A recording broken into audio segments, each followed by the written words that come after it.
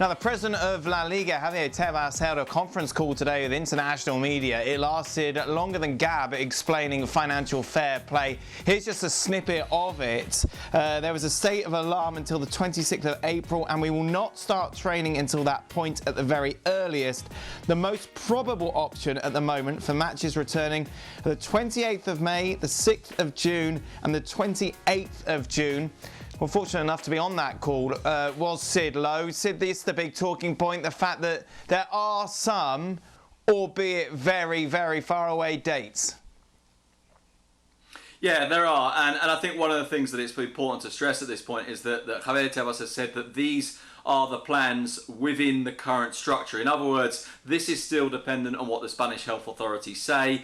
If those health authorities say that they reach these points and it's not possible, then of course they'll have to think again. He said today that the idea of annulling the league, of voiding it, is not on the table. It's not something they're considering, and these are the three plans they have in place. But of course, everything depends on how this now evolves. And he said in particular they'll keep a very close eye on what happens in April, because the state of emergency theoretically ends on April the 26th, but I think most of us don't believe it will end on April the 26th. And from then onwards, they can then decide what they do with the season. But Tebas was still very bullish about being able to finish the season. Of course, he knows that ultimately that's not in his hands. Now, player wages have been a hot topic over the last few days. We heard from Stevie and Gab. It's the first time, Sid, I think we've properly heard from a current player being so outspoken about it. This is what Toni Kroos had to say. Wage cuts are like a donation in vain or to the club. I'm in favour of getting paid the full salary and doing sensible things with it. Everyone is asked to help where it's necessary, and there are many places where it's necessary. This is quite something, isn't it, from the Real Madrid midfielder?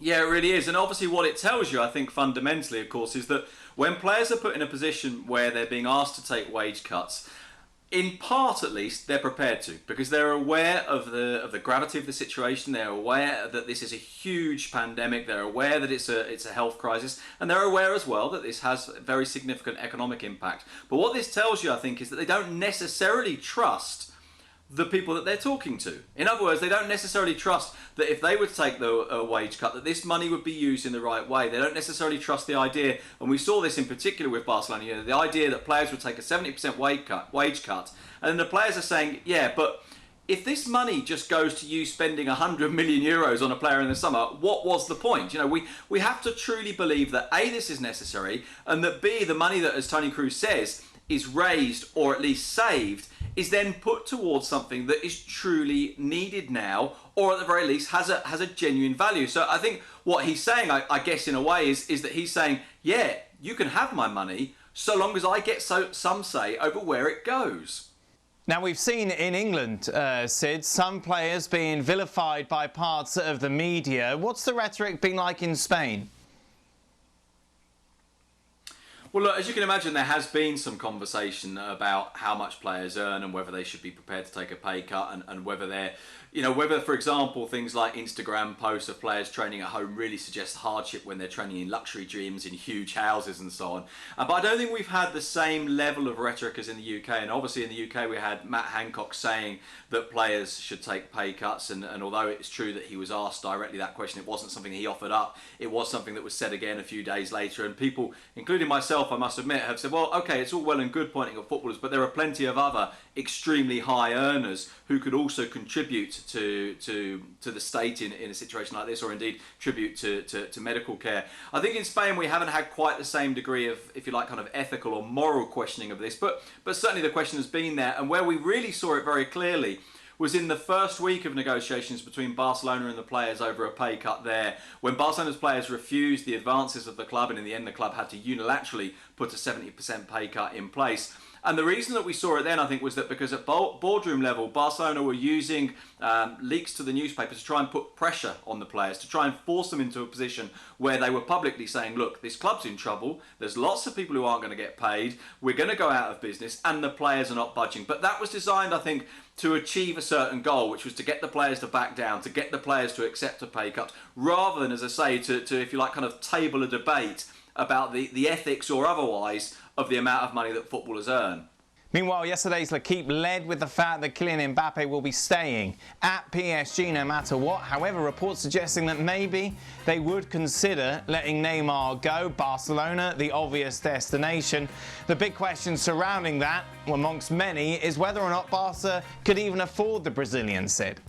Well, that's exactly the question, isn't it? And it's the juxtaposition of the two stories of Barcelona being in crisis on the one hand, needing players to take a 72% pay cut, needing staff to take a pay cut, being forced through this governmental scheme to allow them to lay staff off temporarily during the lockdown. And then at the same time, here's a player that costs, 150 million euros. Now, obviously, as I say, this is something that Barcelona players talked about. So in that first week when they were discussing things with the club was saying that they needed to take a pay cut. Some of the players explicitly said, yeah, okay, but if we take a pay cut, what's to say that that money that you raise or that money that you save in the meantime doesn't just immediately go and get spent on another player coming to the club? What's to say that we're not just effectively paying the transfer fee and the wages of a new footballer? Now, those players want to play with Neymar, but they're aware that in an economic situation like this, that's not so easy to do, and they don't want to be just effectively bankrolling that. Now, let's put into place a hypothetical situation in which Barcelona can get Neymar for free. They don't have to pay for him. Why? Because maybe they can offer some players up, maybe they can find a deal with Paris Saint-Germain, maybe there can be some sort of loan with a view to buy later on. They would still be having to pay his wages, and we're still probably talking about something in the region of 25 million euros. And so, yeah, the short answer to your question is, can they afford this? No, not really.